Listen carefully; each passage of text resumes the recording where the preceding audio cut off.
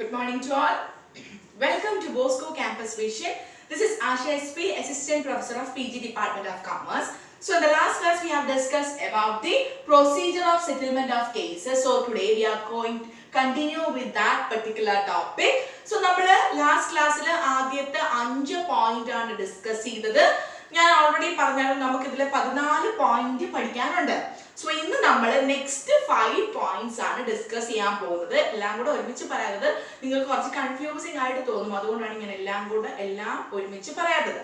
So നമ്മൾ ആദ്യത്തെ 5 പോയിന്റ്സിൽ പറഞ്ഞായിരുന്നു സെറ്റിൽമെന്റ് കമ്മീഷൻ ഓർഡർ റിസീവ് ചെയ്തതിനു ശേഷം 7 ദിവസത്തിനുള്ളിൽ ആപ്ലിക്കേഷനോട് ആപ്ലിക്കന്റിനോട് എക്സ്പ്ലനേഷൻ തരാൻ പറയും.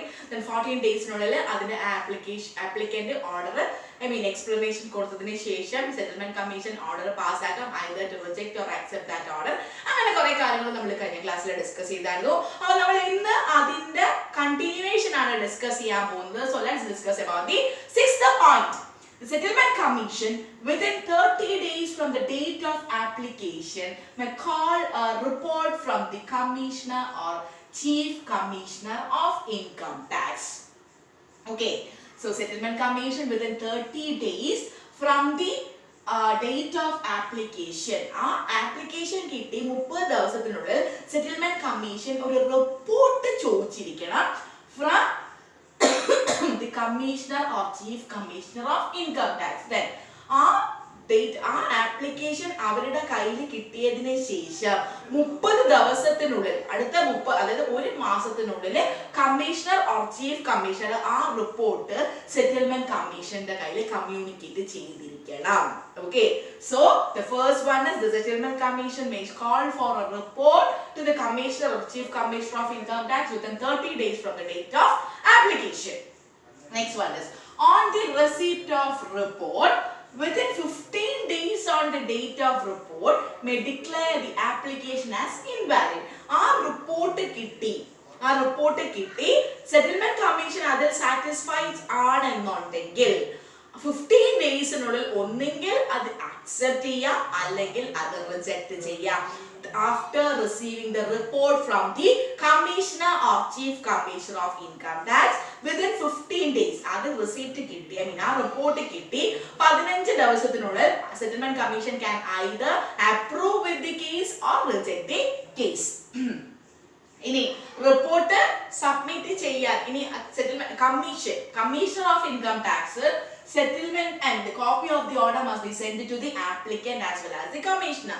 So application reject ചെയ്യുന്നുള്ള order applicant അറിയിച്ചിരിക്കും, commissioner of income tax അറിയിച്ചിരിക്കും. Then the settlement ഇനി ഒരു ഓർഡറും ഒരു റിപ്പോർട്ടും കമ്മീഷണർ കൊടുത്തില്ല എന്നുണ്ടെങ്കിൽ സെറ്റിൽമെന്റ് കമ്മീഷൻ ആ ഓർഡറുമായിട്ട് ആ പെർട്ടിക്കുലർ കേസുമായിട്ട് മുമ്പോട്ട് പോകും. Okay, so the first one നമ്മൾ പറഞ്ഞത് 30 ദിവസത്തിനുള്ളിൽ റിപ്പോർട്ട് അയച്ചിരിക്കണം. ആ 30 ദിവസത്തിനുള്ളിൽ ആപ്ലിക്കേഷൻ കിട്ടിയ 30 ദിവസത്തിനുള്ളിൽ അയാളോട് റിപ്പോർട്ട് അയക്കാൻ പറഞ്ഞിരിക്കണം. ആ ആപ്ലിക്കേഷൻ കിട്ടി 30 ദിവസത്തിനുള്ളിൽ കമ്മീഷണർ കമ്മ്യൂണിക്കേറ്റ് ആ റിപ്പോർട്ട് കമ്മീഷണർ കമ്മ്യൂണിക്കേറ്റ് ചെയ്തിരിക്കണം. കമ്മീഷണർ റിപ്പോർട്ട് കമ്മ്യൂണിക്കേറ്റ് ചെയ്ത് 15 ദിവസത്തിനുള്ളിൽ സെറ്റിൽമെന്റ് കമ്മീഷന് എന്താ പറയാ ആ കേസ് ഒന്നെങ്കിൽ റിജക്ട് ചെയ്യാം അല്ലെങ്കിൽ പ്രൊസീഡ് ചെയ്യാം. എന്താണെങ്കിലും അത് അസസിംഗ് ഓഫീസറായ കമ്മീഷണറെ നമ്മൾ അറിയിച്ചിരിക്കണം. Next one, after further investigation. ഇനി ഇൻവെസ്റ്റിഗേഷൻ എല്ലാം നടന്നത് കമ്മീഷണർ ഓഫ് ഇൻകം ടാക്സ് ആണ്. After further as prescribed by the as authorized by the settlement commissioner, after further inquiry and investigation by the commissioner, the report shall be submitted within the 90 days of the receipts of communication. അപ്പോൾ settlement commission പറയും എനിക്ക് investigation നടത്തണം.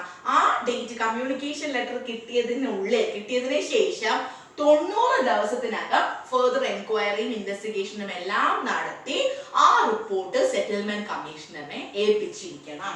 Then after examination of the records and reports of the commissioner and after giving NSC an opportunity of being heard, the settlement commission may pass such orders. Then ഇനി എല്ലാ റെക്കോർഡ്സും റിപ്പോർട്ട്സും examine ചെയ്തതിന് ശേഷം after examination of all records and reports, the settlement and after giving an assessee and commission an opportunity of being heard. അവര് പറയുന്നതും കൂടെ കേൾക്കാനുള്ള അവസരം കൊടുത്തതിന് ശേഷം the settlement commissioner may pass the final orders. And the next one is such orders shall be passed within 12 months from the end of the month in which the application is made. അപ്പോൾ ആദ്യം നമ്മൾ അതായത് ഒരു വർഷത്തിനുള്ളിൽ ആദ്യം application കൊടുത്തില്ലേ assessee അല്ലെങ്കിൽ commissioner of income tax, ആ ആപ്ലിക്കേഷൻ കിട്ടി 1 ഇയറിനുള്ളിൽ തന്നെ ഈ പർട്ടിക്കുലർ ഡിസിഷൻ എന്ത് ചെയ്തിരിക്കണം, സെറ്റിൽമെന്റ് കമ്മീഷൻ എടുത്തിരിക്കണം. ഇത്രയുമാണ് നെക്സ്റ്റ് 5 പോയിന്റ്സ്. അപ്പൊ നിങ്ങൾ നേരത്തെ എഴുതിയതിന്റെ കണ്ടിന്യൂവേഷൻ ആയിട്ട് ഈ 5 പോയിന്റ്സ് എഴുതുക. ഓക്കെ, അതായത് ഇനി 5, 6, 7, 8, 9, 10 എഴുതി ഈ 5 പോയിന്റ്സ് എഴുതുക. So that's all about the today's session. This is Asha SP signing off from Bosco Campus Vision.